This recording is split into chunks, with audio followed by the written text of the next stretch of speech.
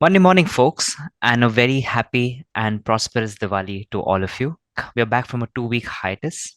It is interesting to see that part of what we said was going to happen, which is gold feeling that resistance at 2000 and not really able to climb, that manifested in some way. I think there was a lot of bearish pressure and not a lot of bullish impetus for prices to move higher. From last week, Sunil, what were you able to conclude from some of the events that happened? What were the main takeaways for our listeners to understand from?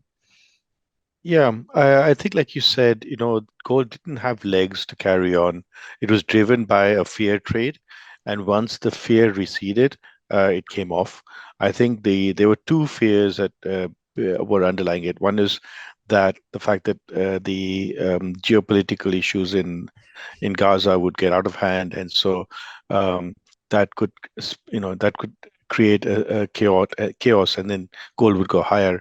I think some of that has been tempered down right now with the U.S. intervening. The second thing was that the fear that the Fed may not step in hard enough or may have already been done. I think that has receded because now the Fed Chairman Powell has very clearly said that, look, just one or two data points doesn't mean that we've decided that we're done. So I think overall the fear of inflation has also receded, and that's why gold has come down. So the fear of war, fear of inflation, both have receded somewhat, and so gold has come down from a fundamental point of view. In terms of technicals, what do you see now as happening? This is where we are currently, around the 1937 level. This is where we stopped on Friday. I think a lot of follow through selling post Fed Powell's hawkish statements led to this massive sell off. Now, looking into the next week, we have a support at 1930. We're expecting this support to be tested. B, we have another support, but it's way down below the 1900, around the 1883 levels. I do think the 1900 level over here will provide some psychological support, but you would expect a test of this level very soon. Now, what could trigger this test, right? If you look at the economic calendar for this week, we have our inflation rate readings, which is the CPI reading year over year, and also the core readings, right? We've seen the inflation rate come in previously at 3.7%. You've seen it come down to 3.2, and then over the last 2 months, it has slightly increased 3.6, 3.7. Inflation is still very much sticky, but we are forecasting that inflation is going to come down to 3.3%. If it does meet these expectations, we are going to see this 1930 level being used as a support and then a subsequent rise back to 1961, where we might see a slight pullback or a slight correction from your level. So you're seeing a $30 increase probably if inflation supports gold price movement. However, if inflation still remains sticky, I'm very sure this 1930 level will be compromised and we are due to move closer to the 1900 level.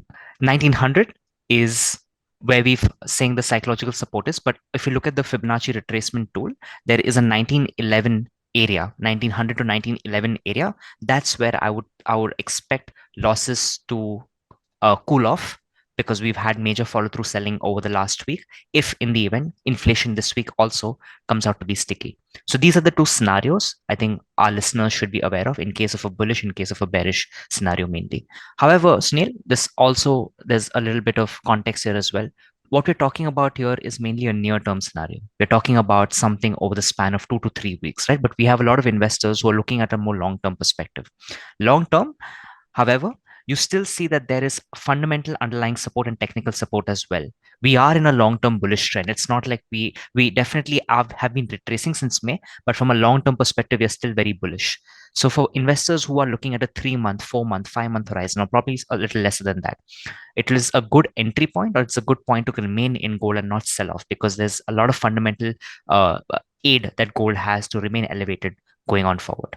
The fundamentals in terms of physical demand remain quite solid. We are hearing about good physical demand coming in India for the Diwali season, and also from China ahead of their Chinese New Year coming in a couple of months' time.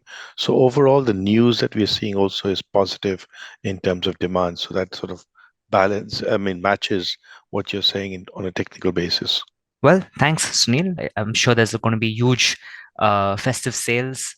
We've been hearing from a lot of jewelers. There's a lot of business coming in, which is very exciting, which is very promising, and hence there's a lot of interest in price levels as well. So hopefully this helps them. But till then, we will meet next Monday. But thank you so much, and goodbye.